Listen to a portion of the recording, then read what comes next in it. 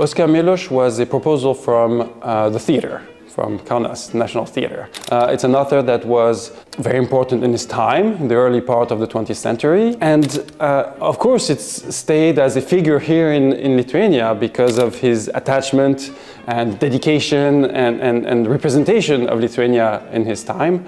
And for me then was a beautiful discovery, to discover an important French poet through another country and then back to work on the adaptation in French because he only wrote in French, and then back here in Lithuania to direct it in Lithuanian. That is very special. And then to also get to aspects of his work that are more dreamy, more gentle, more subtle, like these simple fables that have an outcome that is like a smile. That's very important for someone who was an observer, someone like Miloš, who was contemplating the world, who was looking at and hearing birds. It became also very, very important touch as these fables. And then also we were confronted to something very particular on this work process, is that at some point Robert Wilsono knew, and I knew, that he was not going to see the premiere of this work. And that's where, for me, it was also very important to include some of Oskaro Milašiaus' reflections on life, on humanity, on the proportion of humanity, on the place of humanity in the cosmos, on the expansion of the human, and on a lot on space, on time, on movement, aspects that are very much in intersection with Robert Wilsono's work. And for me it was important to have Miloš and Wilsono intersect as two poets, poet of the words, a poet of the stage, and to do a work that was following and that was about the poet Oskaro Milašiaus. Of course, his words as well, but about the poet Oskaro Milašiaus and about the poet Robert Wilsono. We started, I think it was January 2025, in a table workshop here. And at the time, I think both of us did not really know a lot about the piece, because we started with basically a blank page and just the knowledge of that it had some text from Miloš about Don Juan and about the general idea to start very dark.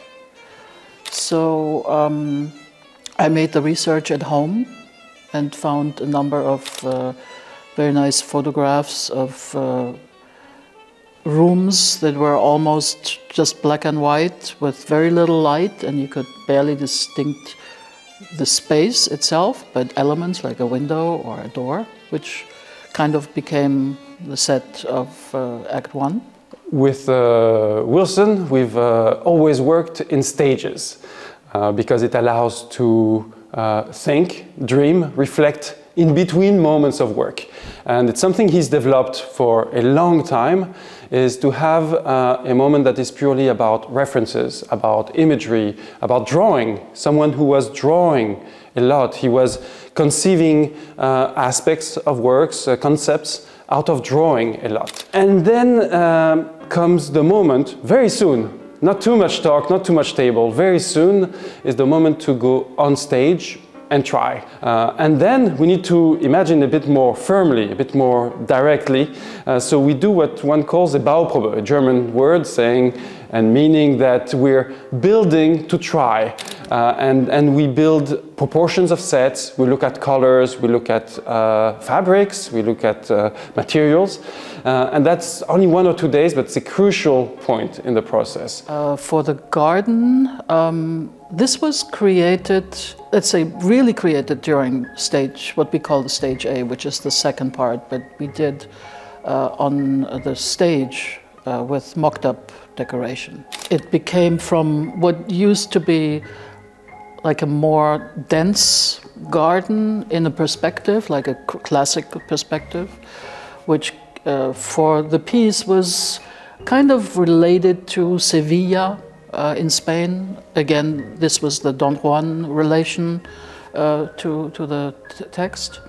It became this more open cypress tree perspective garden and more open.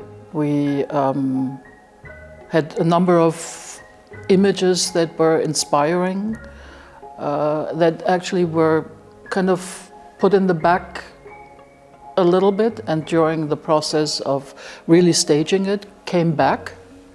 And like, for example, the swan that is crossing the stage in Act 4 came from a painting that we had looked at.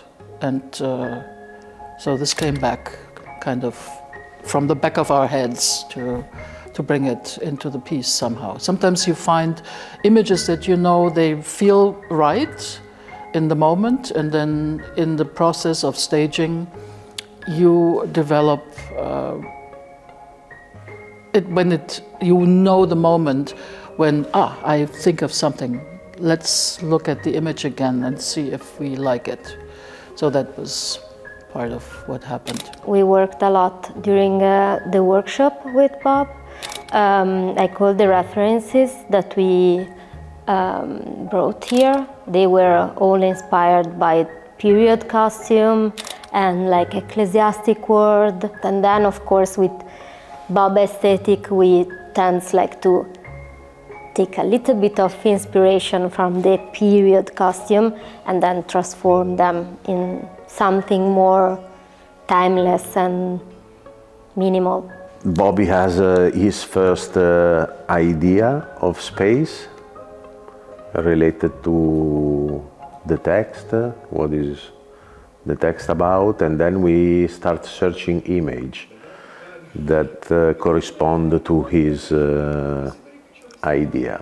So we do a lot of image search, and for everything, example of lighting, painting, or picture. And then we start using this image as a base point for our creation. So when we find out the element that is interesting, maybe to this, we manipulate that and create a new element for the space where we're gonna play. So it's basically a collage of memory and attaching to the text that we are going to do. Working with Bob Wilson is something that requires from the actors to go more than the extra mile. It requires them to be on the edge, to be patient. There's a lot of waiting because we address the speed of a light fade from a follow spot, sometimes for as much time and concern as for an actor in what way he's going to say word. This is all possible. Saying the words is very important, and we focus a lot on the text with them. We address it often formally. On some texts, on some moments, it's all about the precision of the meaning of each word, of the conveying, etc. On some, we treat it more abstractly, about madness, about speed, about a color in it. And for the actors, it requires flexibility. And honestly, these actors here at Kaunas National Theatre, it's been an incredible process for me to be directing them. What we have done often in Wilson Works is also to catch someone from a different background and to say, well, an actor, because Wilson's first works were with amateurs, with people who were, there were a few professional actors, but most were people that were friends or people who would see in the street and be obsessed with what is this person conveying? What is that human being about? Stefanie Engel, the set designer with us on this project, long time collaborator of Wilson's, who told me, because she had worked on Dorian here, who told me, but you know, maybe for this figure we're looking at as an image so much, we're looking at this image so much, so obsessed with, you know, there's a lighting designer in the theater who could convey something very similar to this. I said, well, let's look at him. And then, yes, obvious, very obvious. I couldn't do without him now. It's incredible, incredible.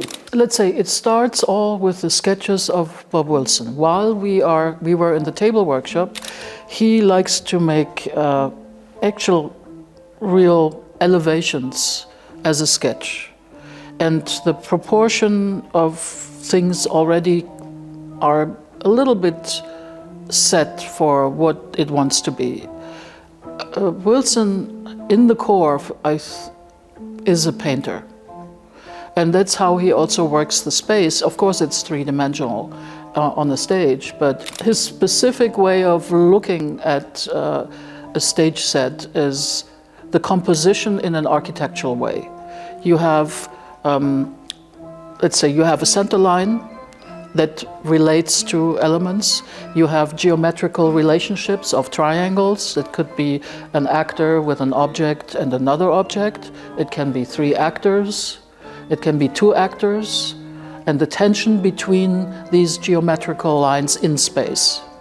And then you have the element of time that you create with movement. That could be like we have with again, the swan crossing the stage. It is the tension of the time of it crossing and whatever happens at the same time with people walking slower. It creates a relationship that you feel rather than that feels staged. Color palette of Bob's work, which always kind of involve like black and maybe a little bit of blue and a little bit of red and white, gray. And then sometimes we can work and play with other colors. And then we decided like for the characters of the lady in blue and lady in red, they had to mirror each other. They are the same, like the costumes are the same. So we decided to go with 2 very different colors. So that's why the blue and red for them. And the black, it's always very present in Bob's work, yes. Also the transitions, which is another very big thing. It's Bob's work is about timing. When you have a full show, you have maybe a balance of one scene that is short, followed by a longer scene, followed by a very short scene, and then maybe a very long scene. This composition is part of the work. It's so as important as it's the relationship between objects. It's a little bit maybe like Broadway, where it's all about how many seconds do I move this drop to come down. It's all precisely determined.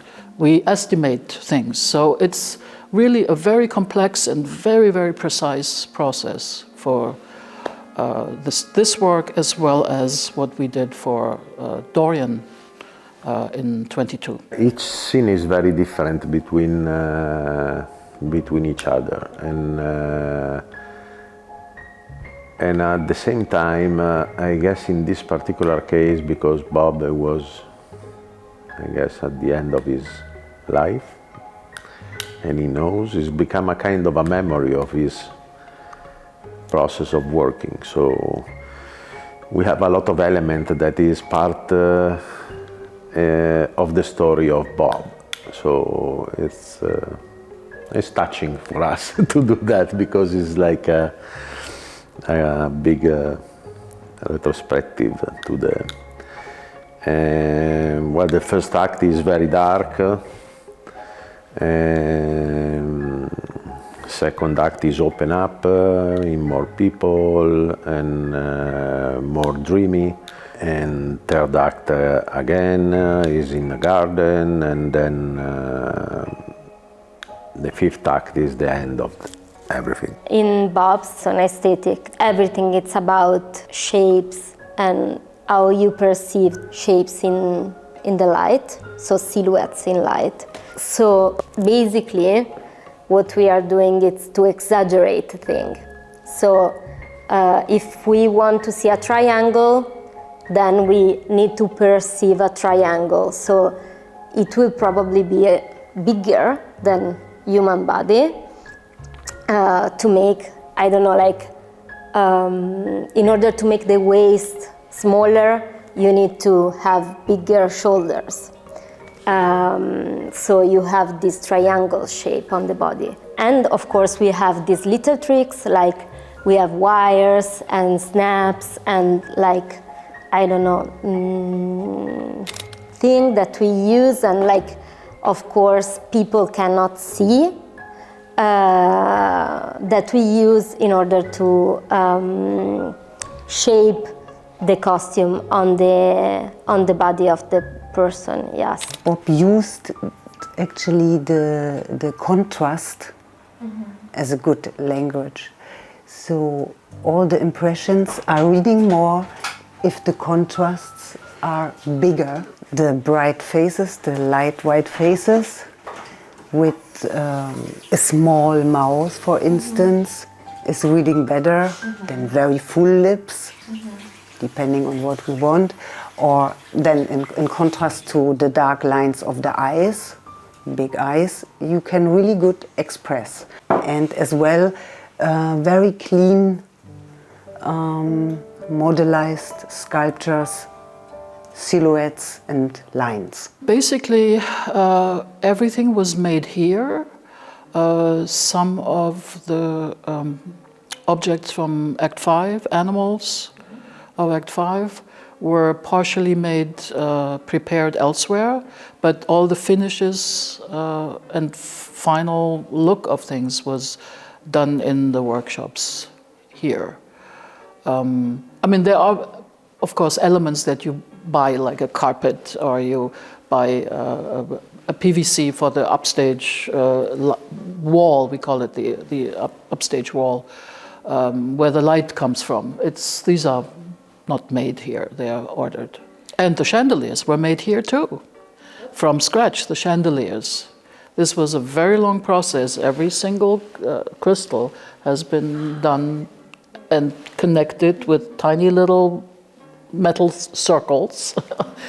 They have been so dedicated. The workshops are really, really amazing. And we all our team feel like we're in paradise here.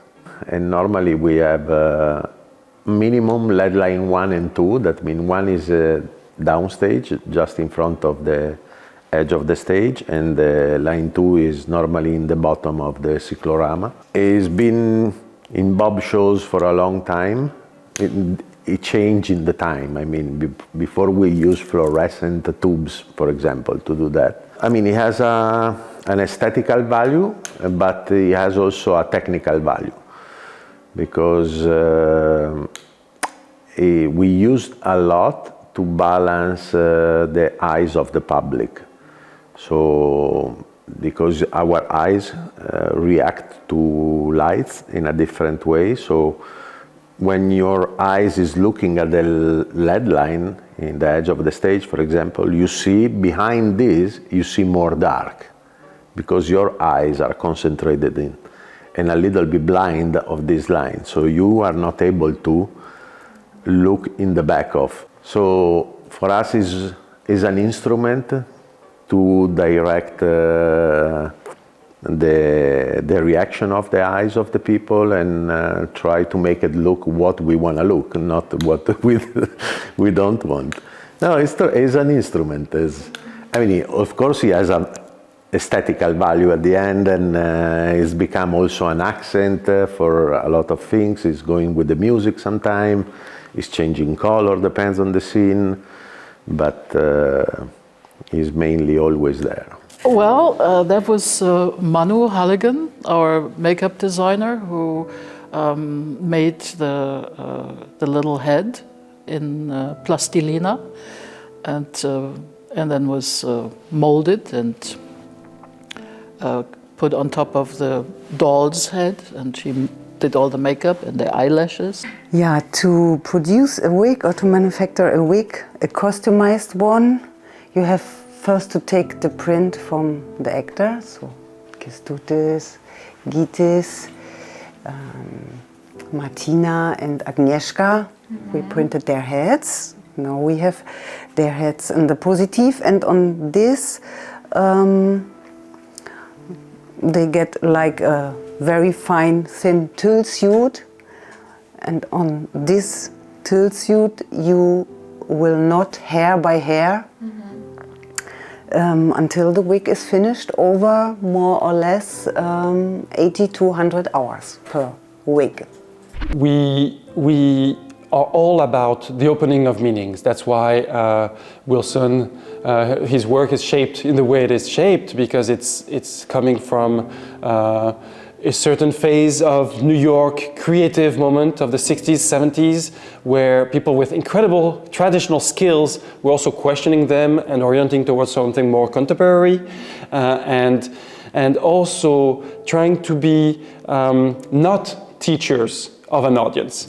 Reimagining the role, for Bob, reimagining the role of a director as not a translator, not an educator, not a teacher of words, of meanings, from an actor's mouth to an audience's ear, but be rather creating a certain world of perception that gives an audience the freedom to think, to reflect, to expand, to be more than he or she is, to also focus on certain elements. Some people stay outside of some of the aspects of a piece, and it's normal, but then they can wander and be drawn by other aspects of a piece. It is particularly true in a work that is at core so poetic like Wilson's. So yes, we are all about the openness of spirit, of mind, of an audience. We love when we see an audience member that is 5 years old in a piece that is very serious, that is very intellectual, that normally the educated people would say, oh, it's only for people who have done certain studies to come and see this. No, a work by Wilson is also, even if the words are complex, even if the notions, if the principles are complex, they are also open to anyone, whatever the background, whatever the studies, whatever the age. It is very important.